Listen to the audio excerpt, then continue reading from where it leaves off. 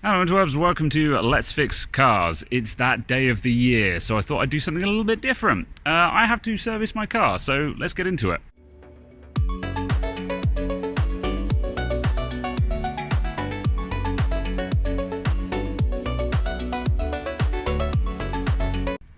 So this is my 96 JDM Subaru Legacy RSB. It's a bit shabby. It probably looks alright on the pictures at the moment. However, when you get up close to it, it's pretty shabby.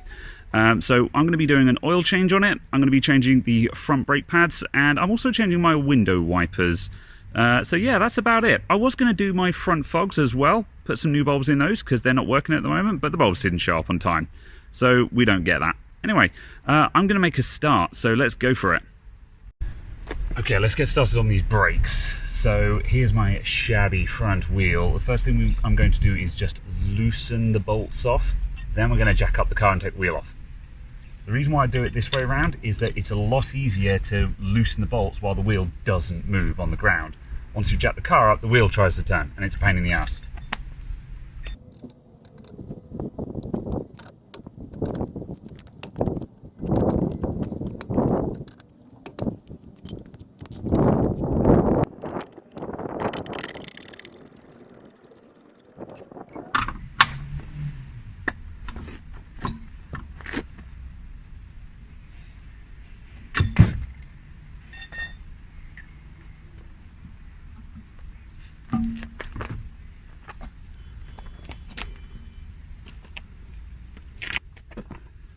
Okay, right, first I have to remove this retention bracket here, and that kind of unclips from the top like so, and then comes out. Then we've got to remove this retention spring here, or this clip thing. This guy stops these two bars from being able to come out.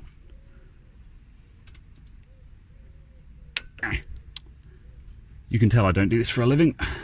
My hands are too delicate. Whew. There we go. So that was just sticking through those two things like a split pin would. And now these bars can push out. Now I did a very quick service on these not that long ago. I just rotated all of my brake pads around because these have been wearing unevenly, so it's knackered the pads. These whole brakes need overhauling. They stick slightly, so the brake pads wear unevenly. But while I would be more than happy to take this off, disassemble it, and fix it all up, I don't know how to bleed brakes.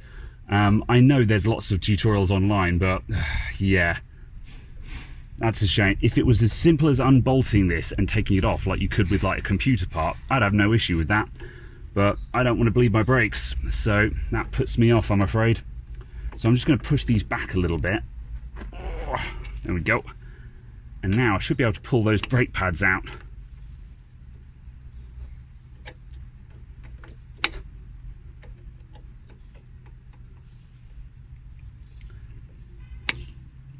Yeah. Oh, there we go.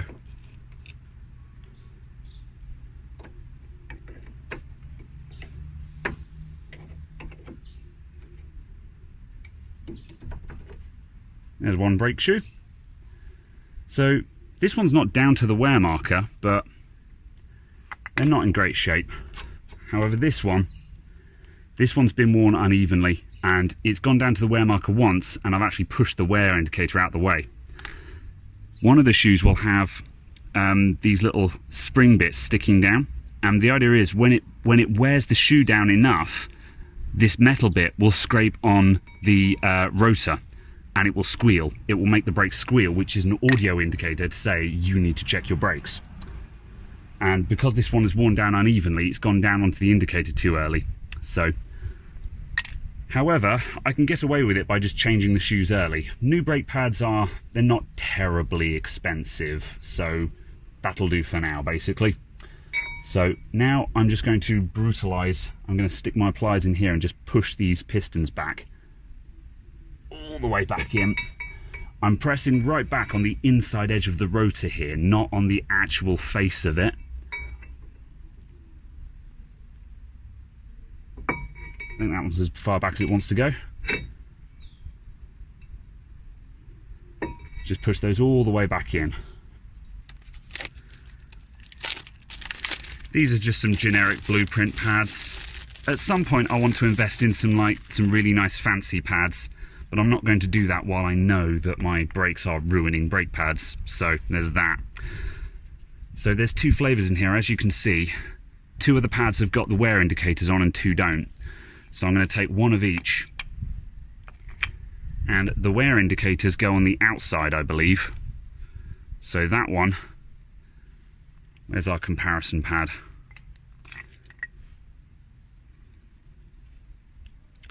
There's a comparison from the new to the old. So as you can see, even though I haven't taken this one all the way down to the bottom, you know, there's plenty to be gained from putting in some nice fresh ones.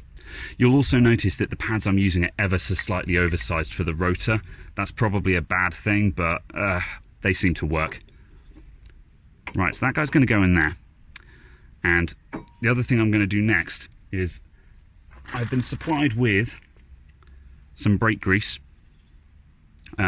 So I'm going to put a little bit of brake grease on the back of this just to prevent vibration and stuff like that, just to avoid squealing brakes. Don't know if this stuff is any good. I've got some copper slip which I would be using, but this stuff is supposed to be specially for brakes, so I'm making this up as I go along. I'm just gonna smear a bit of that on the back. Like that. I think this thing is mostly air.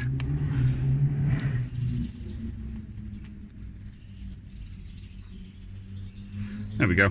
Just a little bit on the back, just to make sure that those pistons settle nicely. Slide that in.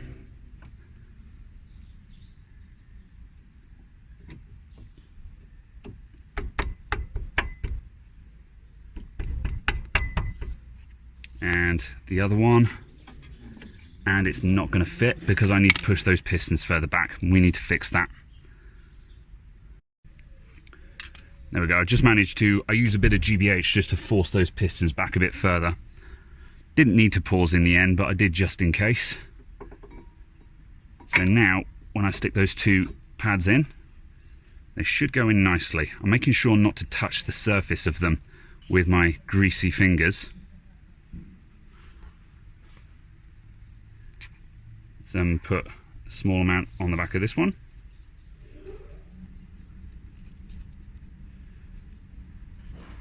There we go.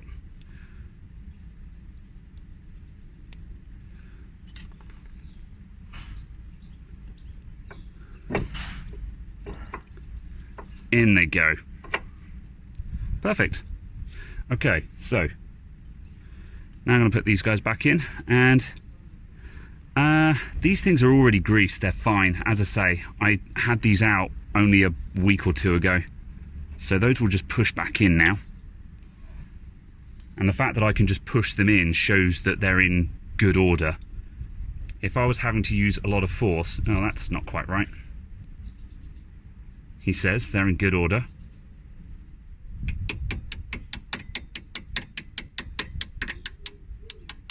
There we go.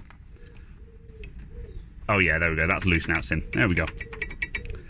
So those are absolutely fine. Now let's put our split pin thing back in. And I've just got to rotate those bars so they're aligned correctly.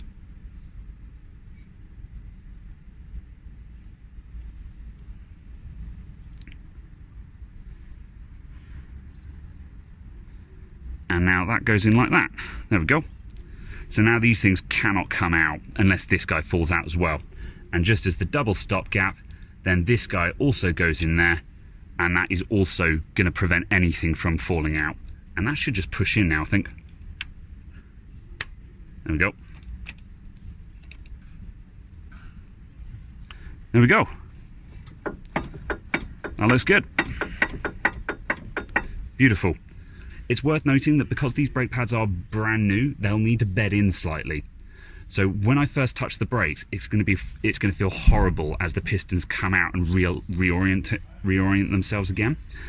Then the feeling will come back into the brakes, and then for the first I don't know how many miles, the brakes won't feel very effective. And then as we scrub off just the outer surface of those shoes, they'll then start working properly, and then the brakes will work really well.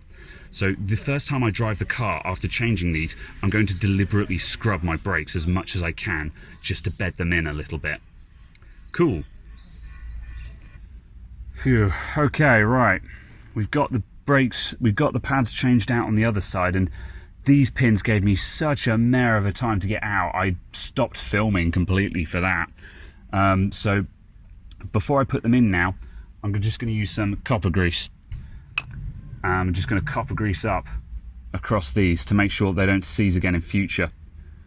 I'm sure I did this last time, but don't know, maybe this stuff just burns off over time. Hopefully though, I want to try and get around to 6-month servicing on this car, just to stop this from happening. So I've just put some copper slip all across there. I've just smeared it on with my finger. And now we're just going to gently put that in. I'm going to try and twist it as I go and just spread that copper lube over everything. And it's probably going to get stuck along the way because these holes are all knackered. So I'm just going to give that just a gentle tap in.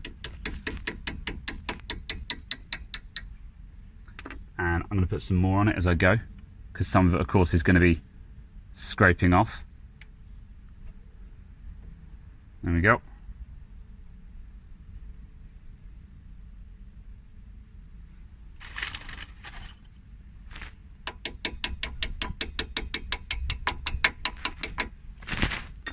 That's that. Now if I grab the split pin thing and we'll just spin that round to the correct orientation, and I should find I can turn that only loosely. There we go. So that is not seized and it's nice and lubricated in there. That's much better. So hopefully next time I've got to take this out, it won't give me such a horrible time.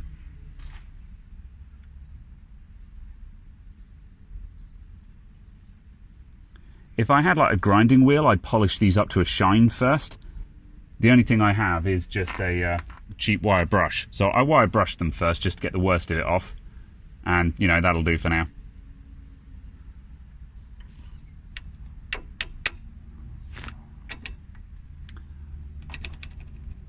There we go. Job's a good one. Okay, so the next thing I want to work on is an oil change. So to do the oil change, I've bought myself just an ordinary washing up bowl. I'm fairly wasteful with my oil changes because I'm just working on my driveway. What I do is I buy a cheap washing up bowl from the hardware store and just a funnel like this. I drain all the old oil into this, then I take it down to the local disposal centre and put it in the oil waste, and then I just chuck the bowl out straight away in the disposal centre as well. You just chuck the whole lot away. And it cost me, you know, £1.80 to do that, and this time it was £1.30 for a funnel. I'll probably reuse the funnel, actually, that's probably useful. And so that way it gives me no mess at home. I don't have any old oil cans lying around at home or anything like that. We get rid of the oil, we take it down, we get it recycled or just responsibly disposed of, and just chuck all the waste out. Donezo. In terms of what oil I'm using, I'm just putting in Castrol Edge because it's a brand name oil that you know is going to be decent, and it doesn't cost the earth either. So I'm using this. I'm putting in 540. If you've got a super duper race car, you could use a thinner oil. However, as far as I know, Subaru engines don't like having super thin oil, because if you don't have oil in your turbos and up in the heads when the engine starts, you're going to have a bad time on cold starts. And also, this car doesn't get run every day. It only runs on like weekends and sometimes in the evenings, because I walk to work. So again, I want a slightly thicker grade oil just to make sure that there's just something that sits on the engine when I turn the key. So that's why I'm using the 540. So yeah, we've got that. And I've just got a bog standard K&N oil filter. K&N oil filters, they cost fractionally more expensive than just a generic blueprint oil filter. However, it means you've got a brand name on it, and also they put this bit on the bottom so you can actually use a wrench to remove the oil filter rather than having to use an oil filter removal tool. That much being said, I think there's a blueprint filter on there at the moment, so we're probably going to need to use a removal tool. Thankfully, I have one of those in my very basic toolkit, so that's all right. Okay, let's get under the car and let's get the oil drained out of it. Okay, make way for the professional idiot who doesn't know what size the thing is. I think that's a 16 because the 17 is loose. Awesome, I've lost my 16, so I guess we're using the 17.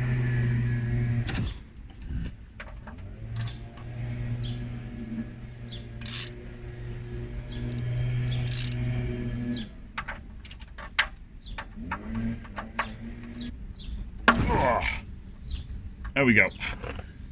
Okay, now we've got it loose, now we get the oil catch into place.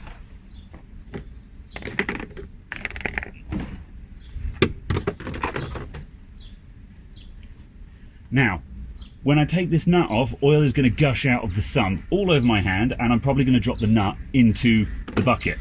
So what I'm going to do is hold my finger on the end of it as I remove it to stop any oil coming out, even when it's off of the thread.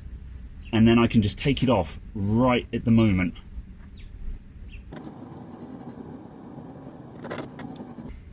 Okay, here we go. And whoop! Still got oil on my fingers, but whatever. You're working on cars, you're going to get a grubby hand. Right. Now I'm going to put this thing somewhere safe in a bit of tissue and clean it up. Okay, now I need to get the oil filter off, which is here.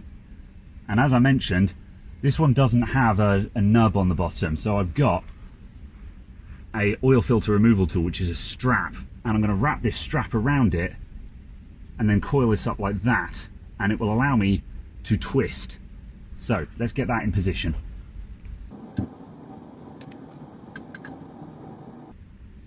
I've got to remember to turn it the right way.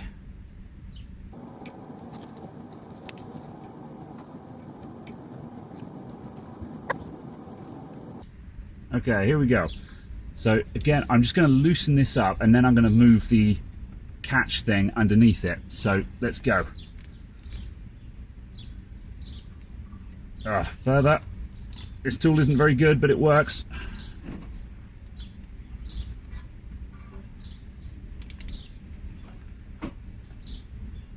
Oh, there it goes, it's moving. It's turning.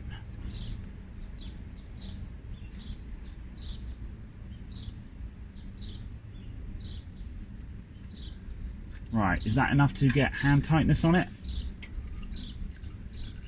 Yes, it is. Okay, now I'm going to adjust the can so it can catch the dribble from the sump and the filter. This is the bit I hate the most. This is where you're really going to get messy. Here we go. I'm going to try and do the same trick by holding it up against the engine. It's not working, and now my hand's getting drenched in oil. Ah, gross. Oh well. At least we know there was oil in the engine. Just going to get the worst out of the filter. Then what I'm going to do, I'm going to put this filter in the box that the new one came in, and then put the whole thing in a plastic shopping bag, just so it's contained. Obviously the objective here is not to spill oil all over the driveway, because that leaves oil spots on your driveway. Not that my car hasn't left an oil spot on the driveway. And also, of course, you know, environment and stuff. I'm trying to be reasonably responsible here. Okay, oil filter contained. I'll just put that in a bag, along with all the other gross tissues that I'm generating here. Okay, there we go. How are we looking there? Okay, right, while I wait for the last of the oil to drip out the engine, I'm going to pre-fill the new filter. And I'm just pre-filling from some older oil that I've got left over from my last oil change, because I've made a slight mistake in that the Castrol Edge that I've bought is a 4-litre bottle, and my engine is actually rated for about 4.5. So I'm just going to help it out by pre-filling the oil filter from the old can. And it's perfectly okay to mix oil like this. I did look it up online, and I found plenty of sources that said this is perfectly fine. So pre-filling the oil filter is a must, because the oil filter will soak up a huge amount of oil. So we're going to just make sure that that is already filled up, so the engine has oil from the moment that you turn the key. So fill it up, and that will just disappear. And we're just going to keep topping that up.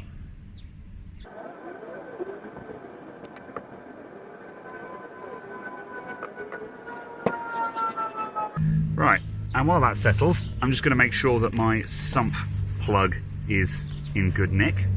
So I'm just going to give that a quick clean off. Make sure that there's no bits of metal or anything like that stuck to it. That looks good to me. That's ready to go back in. And now lastly, I'm just going to take a dab of oil on my finger and just run that around the seal around the edge. And this will just make sure that that gets a nice seal when we screw it into the engine again. There we go.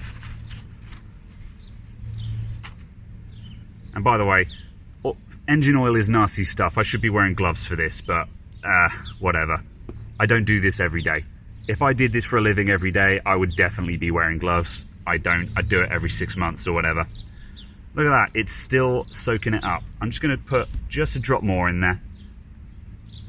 That was a bit more than I intended, but that'll do. Right. I think that is about full now. So while I wait for that to settle, I'm now going to flush the engine through. So what I'm going to do is, again, I'm just going to use the end of this just to push the last bit of old oil out of the engine. Let's go over there. So now what I'm going to do is just pour some fresh oil into the top of the engine until it comes out the bottom. And that's just going to push any sludge out the bottom of the engine.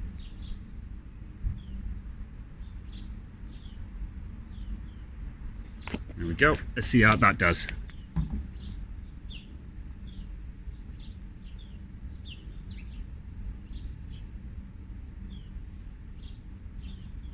Nothing yet? Okay, I'll give it a bit more.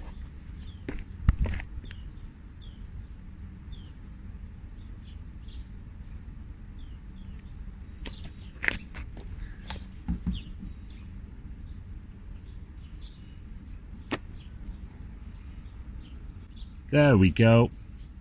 And as you can see, that's now running nice and clear where the new oil has just come through and just pushed out the last of the old oil. So now we'll go and get the sump plug and just plug that back up again.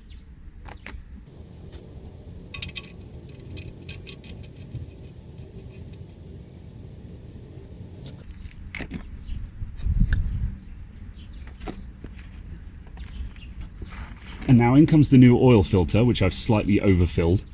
So it's going to dribble everywhere. But that's okay. And I'm just going to screw this in.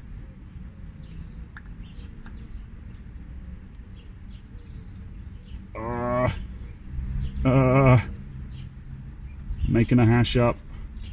Making a hash up of it. Pro Strats. Okay, there we go. I'm going to grab some tissue just so I can wipe that off.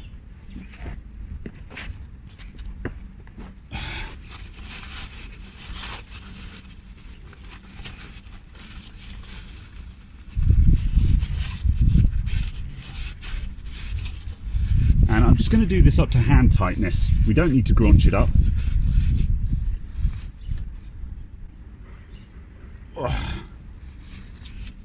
And that's all it needs. That doesn't need to be tightened with a wrench.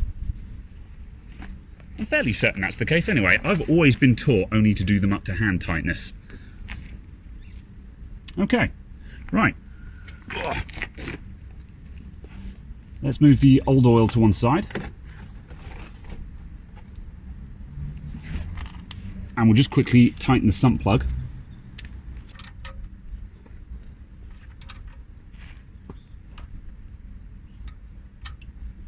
There we go. I just gave that a couple of presses with the arm there. I don't have a torque wrench, sorry. Okay, right. Now the engine's all sealed up. Let's stick in our new oil. Oh, my nice new funnel doesn't fit very well. Oh well, it'll do. It'll make it slightly easier.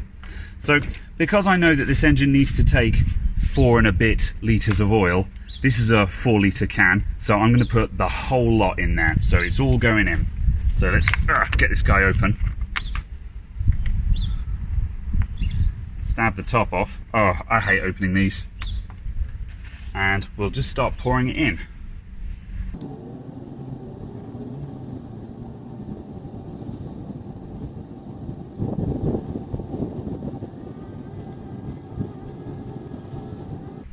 I should probably make sure that it's not all pouring out the bottom of the engine.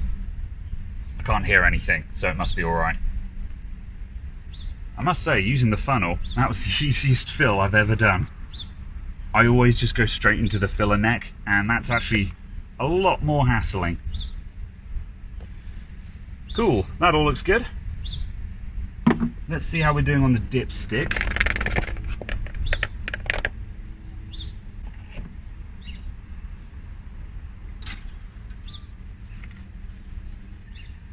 Yeah, we're just touching the bottom of the dipstick, which is about correct for the amount I've put in it. So that 4 litres isn't far off the mark. There we go, and I've just put in a glug of the remainder from the previous one. There we go, and now we're well onto the dipstick. Hunky-dory.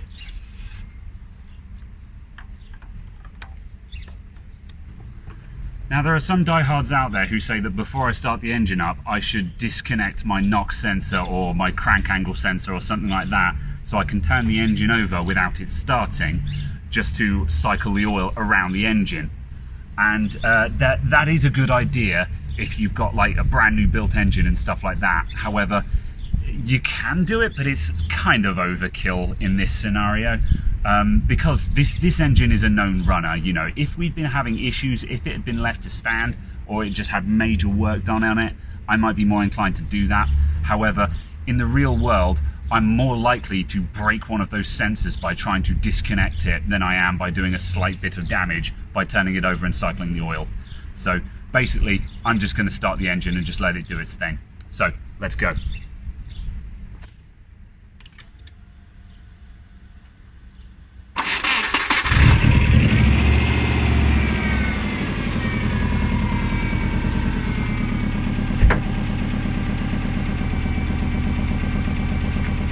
Oh, I love the sound of an engine with fresh oil in it. It's so quiet.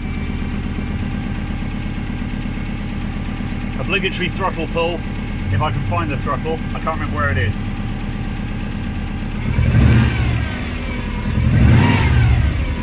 There we go. I'm not going to thrust the nuts off of it, it's cold. Beautiful. Excellent. Right, now if you're like me and you've been doing this with no gloves on, go and wash your hands with lots of soapy water, like washing up liquid and stuff like that. Get all of it off of your hands. And then tidy up all the nasty stuff. Shove all your grotty tissues and stuff into the shopping bag so you can dispose of it all without having leakage everywhere. And then we can move on to other stuff. Now, of course, the most important part of the service. Some nice new windscreen wipers. Of course, it's the 1st of April today, which means I'm changing these windscreen wipers that have been knackered for a very long time, just after winter. So, you know, that's great. But, whatever. These are very swish looking ones. Yeah, it's the right length. I hope these work okay. They're cheap.